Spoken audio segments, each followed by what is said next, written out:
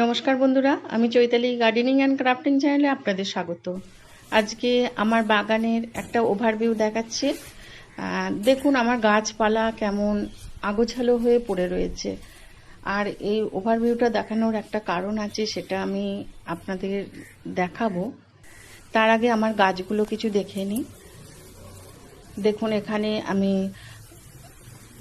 বস্তার ভেতর কিভাবে গাছ করেছি, বস্তাগুলোকে আমি প্যাকেট বানিয়ে নিয়েছি, সেগুলোতে গাছ করেছি। কিছু টবে, কিছু বস্তা আমার ফেটে গেছে। এখানে দেখছেন চারিদিকে ছড়িয়ে ছিটিয়ে আমার টব রয়েছে। এখানে বেগুন গাছটা দেখাচ্ছি, গত বছরের বেগুন গাছ। বেগুন গাছটা হার্ড প্রুনিং করে দিয়েছি, আর আস্তে আস্তে পাতা গজাচ্ছে। এটাকেও আমি সুন্দরভাবে বসাবো, সেটা দেখাবো। এখন কেমন রয়েছে সেগুলো দেখাচ্ছি, দেখুন।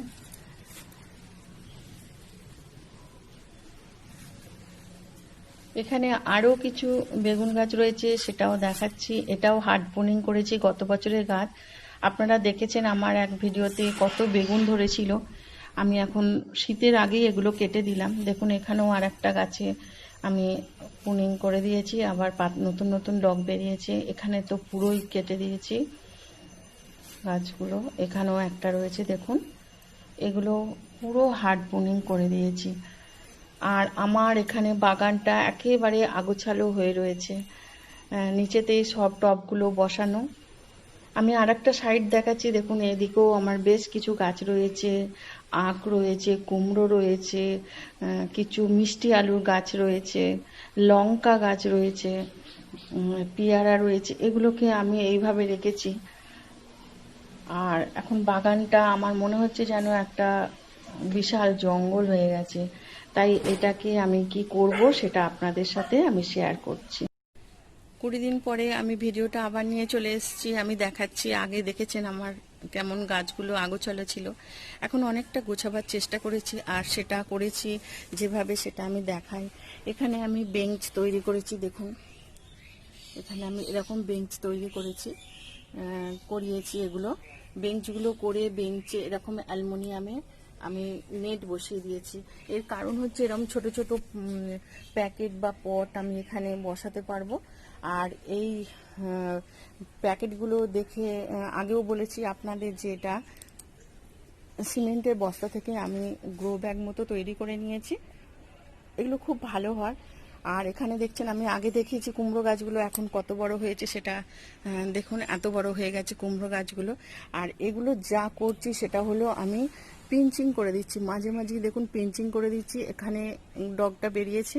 পিঞ্চিং করার পর কি হচ্ছে, অনেকগুলো ব্রাঞ্চ বেরোতে শুরু করে দিচ্ছে।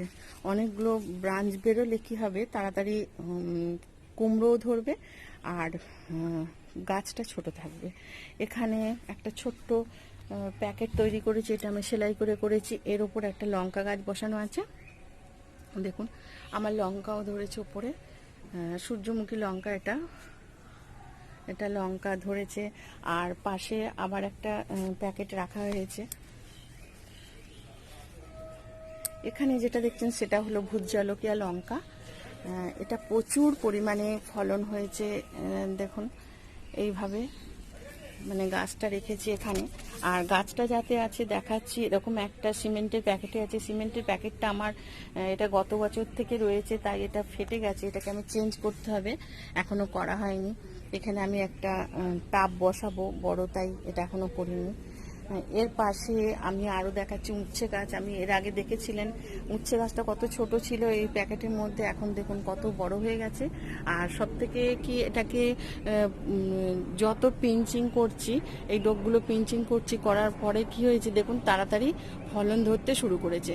আর পিঞ্চিং করলে একটা হয় কি, গাছগুলো ছোট থাকে এবং খুব মানে ঝাঁকড়ালো হয়ে যায়, বুশি টাইপের হয়ে যায়, গাছগুলো ছোট থাকে। বেগুন গাছগুলো হার্ড প্রুনিং করেছিলাম, সেটা আমি দেখাচ্ছি এখন। দেখুন আমার বেগুন গাছে বেগুন ধরা শুরু হয়ে গেছে। এখানে দেখছেন আমার বেগুন ধরতে শুরু করে দিয়েছে। এখানেও একটা বেগুন ধরেছে, এপাশেও দেখছেন। গাছটা আমি প্রুনিং করেছিলাম, আপনাদের দেখিয়েছিলাম, দেখুন এখানে প্রুনিং করেছিলাম, বেগুন ধরা শুরু হয়ে গেছে। আর একটা আমি দেখাচ্ছি যেটা হার্ড প্রুনিং করেছিলাম, এটাও আপনাদের দেখিয়েছিলাম। এই যে গাছটা দেখুন, একেবারে হার্ড বোনিং করা।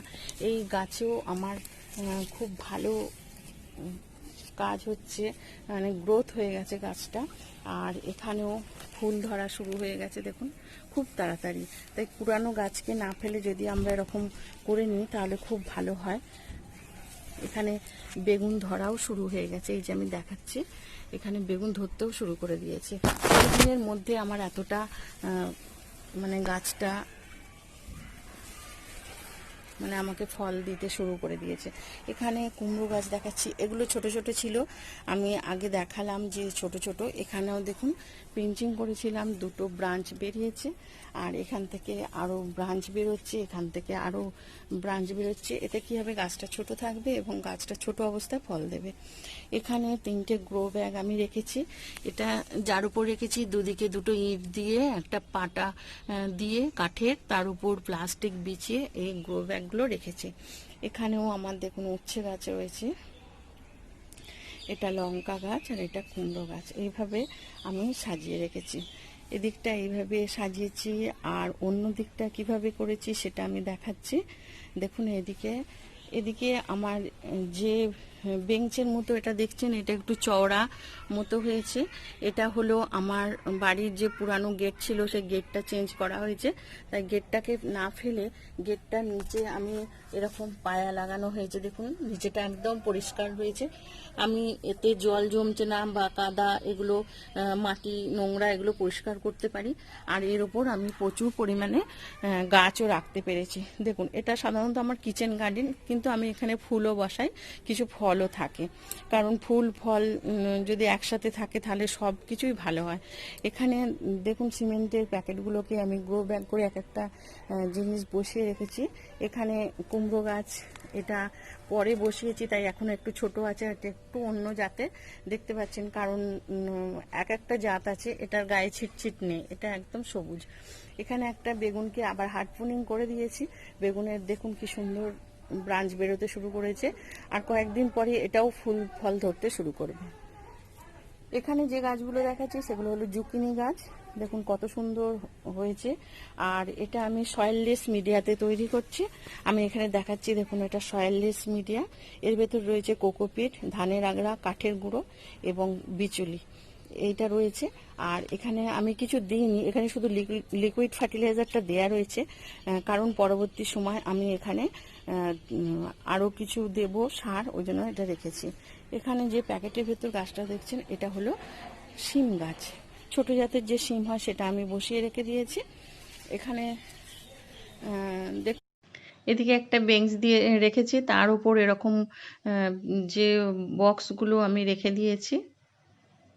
এখানে একটা লঙ্কা গাছ দেখছেন, এই লঙ্কা গাছটা 2 বছর বয়স হয়ে গেল, এরকম একটা প্যাকেটেরই গ্রো ব্যাগ করে এতে রেখে দিয়েছি বেঞ্চের ওপর। দেখুন কি বিশাল লঙ্কা গাছটা, প্রচুর পরিমাণে লঙ্কা হয়, সরু সরু লঙ্কা, কিন্তু প্রচুর পরিমাণে লঙ্কা ধরে, আমার লঙ্কা কিনতেই লাগে না, এত পরিমাণে লঙ্কা হয় গাছটাতে।